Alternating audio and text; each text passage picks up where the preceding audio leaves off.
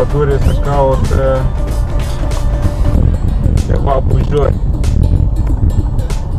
Pentru că pădurea se află în rezervația naturală Dealul Bujorului, din județul Tulcea. Sper să nu se fi scuturat toți bujorii, mai găsesc ceva.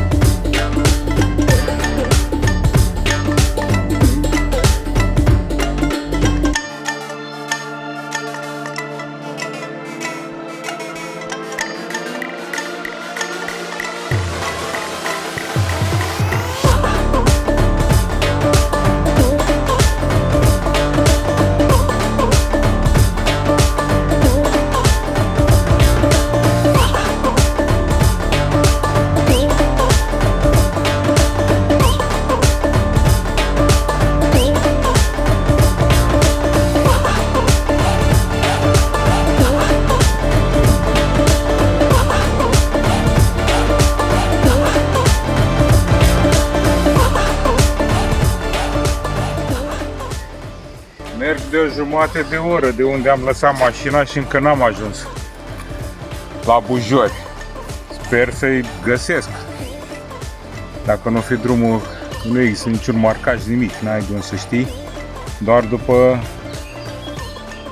intuiție, nici semnal la telefonul este, internet sau nimic.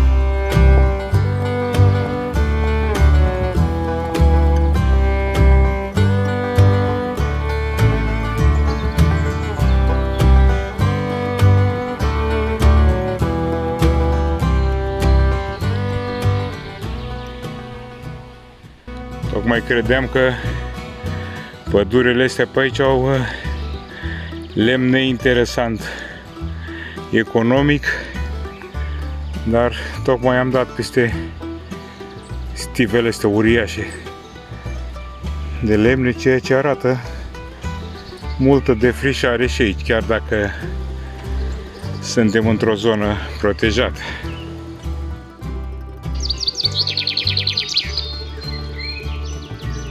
Frumos drumul până aici. N-am găsit nici nafură de bujor. Ori s-au scuturat, ori nu e ăsta drumul. Mai încerc un alt drum. Tot sunt fel de bifurcații fără niciun semn. Acum am luat o pauză de un sandwich mic, o gură de apă și încercam alt drum.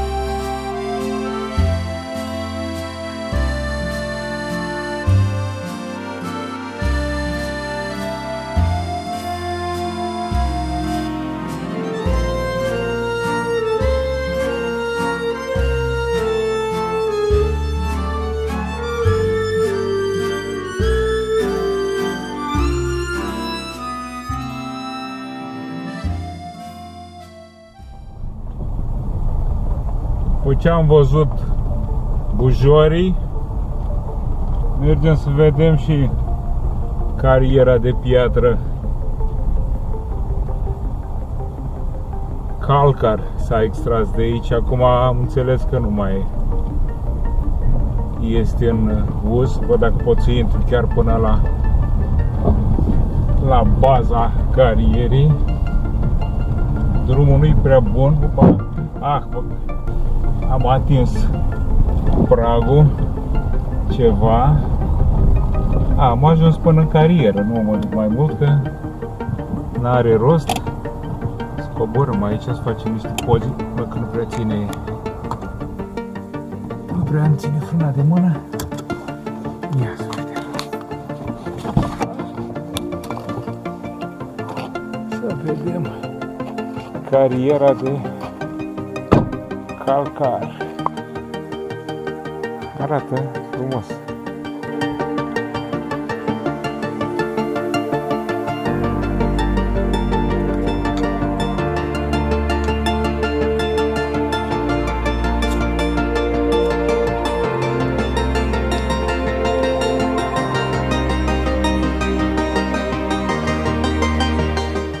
Și așa arată cariera de calcar de la Bașchioi, Tulcea. Arată super fain tăieturile astea. Acum nu se mai extrage. Da? S-a luat ceva piatră de aici. Îmi place cât de neted a rămas după tăietură. Deci că s-a tăiat cu laser. Foarte fain. O să ia. E puțin cretos.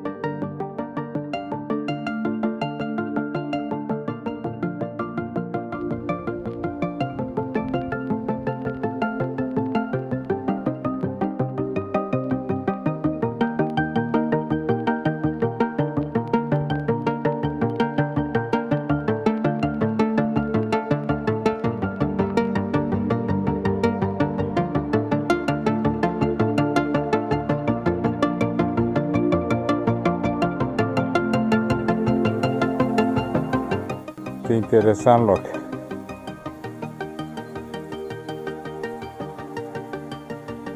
Mașina mea care a atins puțin cu scutul o bucată de stâncă. Da, bine că am scut și nu doar baia de ulei, că altfel cred că și spatul.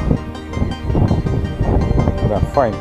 Fain aici, fain drumul, până aici, pietruit, bine de mers pe el. Soarele ăsta reflectă cam tare din piatră. Deci mă face și un pidote, cred că m-am filmat cam ciorâș.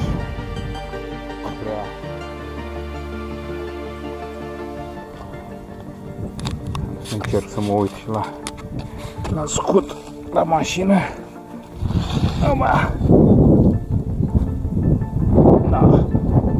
N-are nimic, nu se vede nimic. Deși s-a auzit o bubuitură cam tare, n-are. Poate doar o mică zgârietură. Ceea ce la câte zgârieturi are din locurile pe unde tot intru eu cu ea, mai mult merge pe coclauri decât pe stradă. nu cred că o să fie vreo problemă. Da, fain, mi-a plăcut. Mi-a plăcut și îmi place toată zona asta. Țineam neapărat să ajung și aici de când am aflat de ea. Și iată că am ajuns. Și drumul interesant. Nici nu zici că faci un drum în niște munți așa mici. 300 de metri, 400 înălțime. Chiar zici că ești undeva la cote mai înalte. Da, frumos.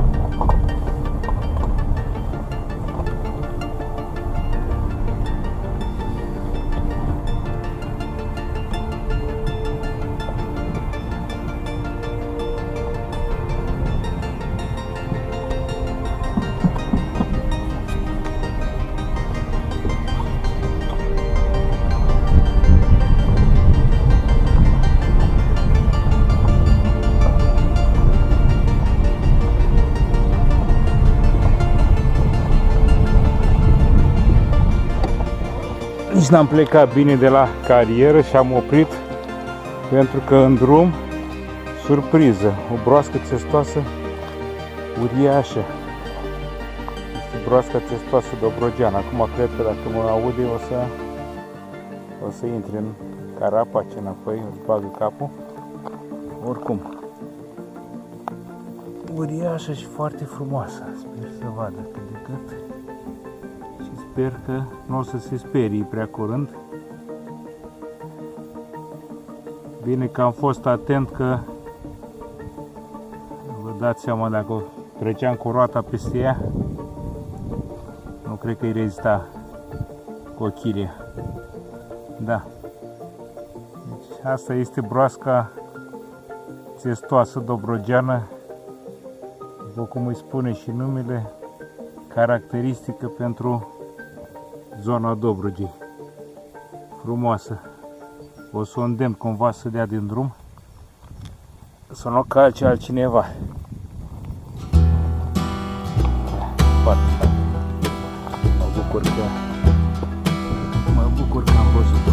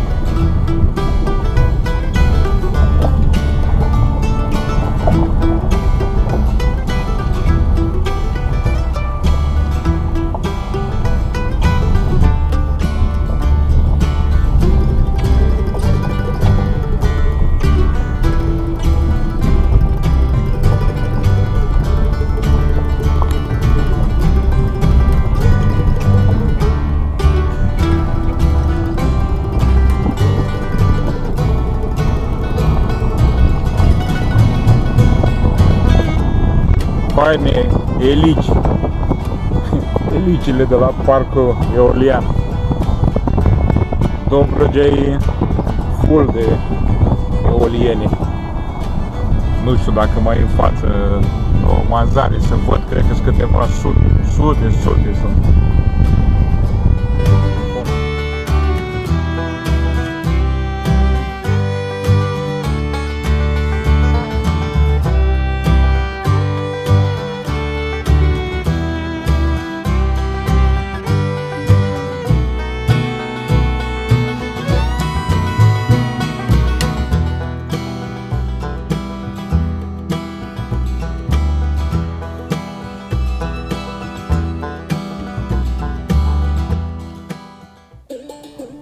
Am ajuns în zonă la Colțanii Mari.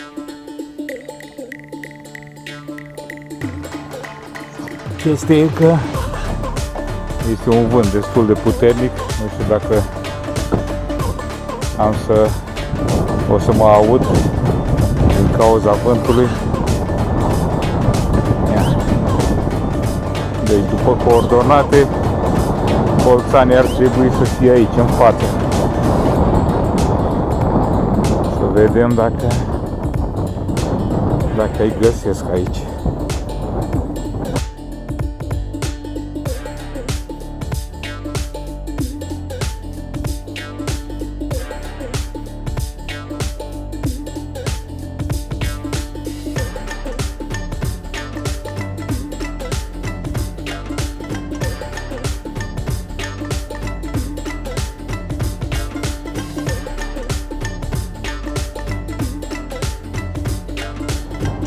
Norii ăștia și vântul ăsta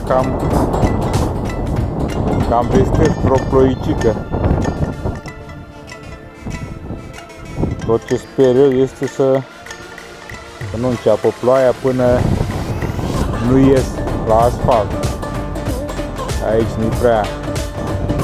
Este și o zonă mai cu pietriș, dar sunt și zone destule de drum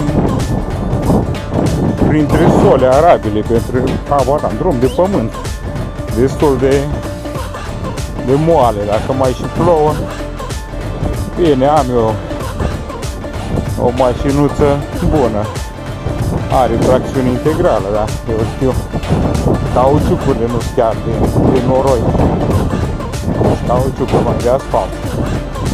Vașca am observat că am cauciuc lăsat. Ca de obicei am lăsat compresorul acasă. Dacă mi-ar trebui, nu l-am. Asta e zona de Colțani. Colți. Ziceam cumva asemănător cu cei la Pietrele Mariei, lângă greci.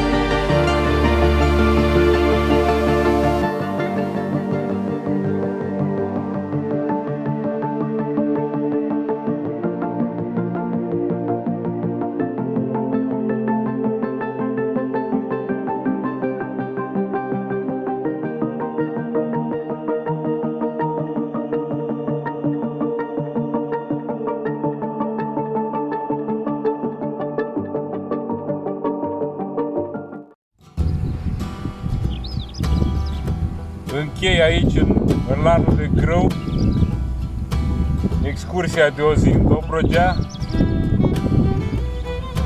E o linie de împrejur cu vântul ăsta urât, dar cu marea asta de verdeață care împarte valuri de la vânt.